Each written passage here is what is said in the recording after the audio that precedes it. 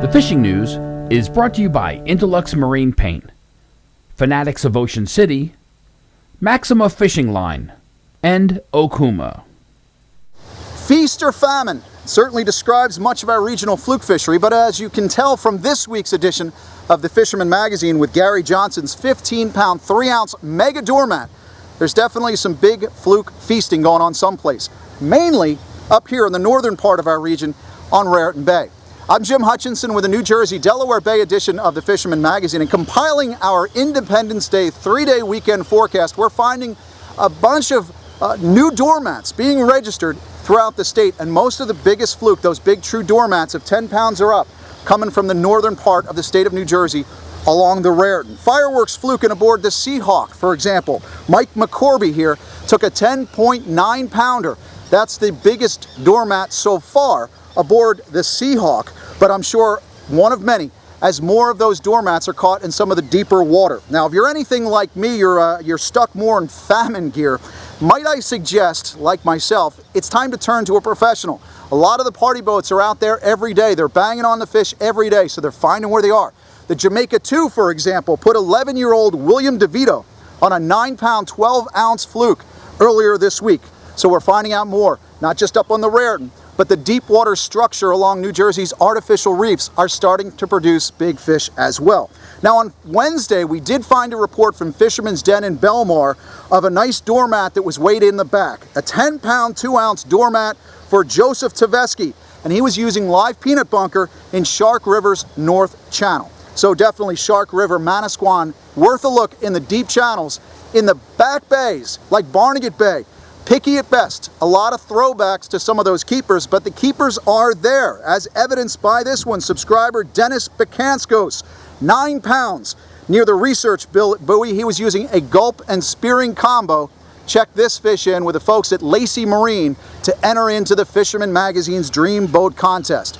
As we move farther down to the south, in Great Bay, for example, in a lot of those places down in Cape May County as well, look for the deeper channels. That's where Dave McLee hit. He was in the deeper water near the fish factory, drifting one of Scott's Bait and Tackle's live minnows for this 9.7-pound fluke. Again, deep water along the fish factory. On the beach, try the beaches. Definitely a good opportunity to hit up with those fluke, especially on the incoming tide. Gulp, always a great opportunity for you to score on the beach. And if I listen to Dylan and Mike here, which I will because they put a couple of them in, green bucktails with white gulp. That's what worked at the north end of LBI earlier this week when they checked in with Surf City Bait and Tackle. Moving along to some of our other species, we got that black Seabass limit back again in New Jersey. Congrats to Chris Rybeck for a 4.25-pound humpback. Puts him on the Dreamboat leaderboard in New Jersey. Way to go, Chris. Don't forget, when you're out there fishing for those black sea bass, you only get 2 fish in New Jersey. You got a bigger limit in Delaware, but if you've got one of those big humpbacks and you're a Fisherman subscriber, be sure to bring it into one of the local tackle shops, weigh it in for Dreamboat contention. We're finding out more about the summer arrivals. Our summer visitors are coming in. Andy at Riptide Bait and Tackle in Brigantine says the sand tigers and the sandbar sharks are in close. Some of the other shops are reporting the same thing too. Now, Andy does remind us that if you're fishing the north end of Brigantine, bring plenty of bug spray. This goes for you guys fishing in Great Bay as well. The greenheads, New Jersey state bird, they're big and they're hungry this year, so make sure you're prepared. Farther south in Avalon Hodgepodge, they're saying that the triggerfish are starting to arrive too. This young man was out on the Starfish party boat recently, had black sea bass and triggerfish as well. So if you're working those jetty rocks, make sure you're looking for the schools of triggers as well. 3, 4s, 6s, they'll swim in packs, they'll take small baits, small hooks, a very tasty treat taken from some of those wrecks and the inlet rocks. Now we're getting good reports offshore. The bluefin bite from Delaware up along the New Jersey coast. Danny DePasquale was out earlier this week. Loads of bluefin 40 miles out piling on sand eels. Now, I spoke to Gary Caputi this week too, who was getting ready to head out for bluefin. Same thing. They're loading on the sand eels, but the jig and topwater bite hasn't started yet. Like Danny here caught this bluefin on an 8-ounce Joe Shoot with a ballyhoo. Also, Canyon Runner saying the bigeye are in. Canyon Runner had some reports of bigeye at the Toms Canyon.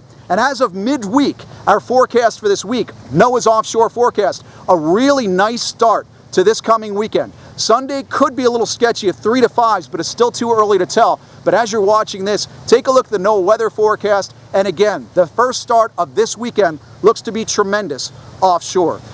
Offshore, congratulations goes to Tim Perrill of Wellsville, Pennsylvania. He was out at Massey's Canyon last week, caught a 20.5 pound false albacore, weighed in at Hookem and Cookem in Rehoboth, Delaware. That's a brand new state record false albie. We also got our reports this week out of Lewis Harbor Bait and Tackle of a brand new true albacore state record in Delaware. Jeff Drury had a 54 pounder at the Linden Cole, brought that back into Lewis.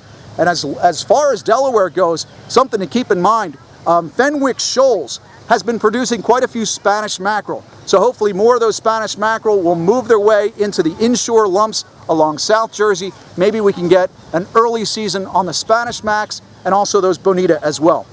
Finally, a thought for you this weekend. What do you do with one of those mystery fish that you catch offshore?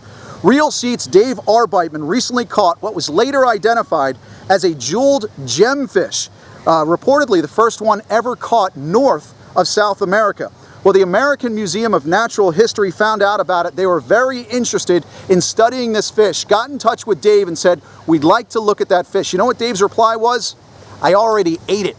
So kingfish, triggerfish, croaker, Spanish mackerel, yes, sea robins, and of course, jeweled gemfish, all fish to add to your taste extravaganza. So if you're trying to choose feast over famine, keep that in mind this weekend. Next week, we're going to be reporting from the International Tackle Show down in Orlando, Florida. But until then, enjoy your time out there fishing and make sure you visit us over at thefisherman.com. The Fishing News is brought to you by Intellux Marine Paint, Fanatics of Ocean City, Maxima Fishing Line, and Okuma.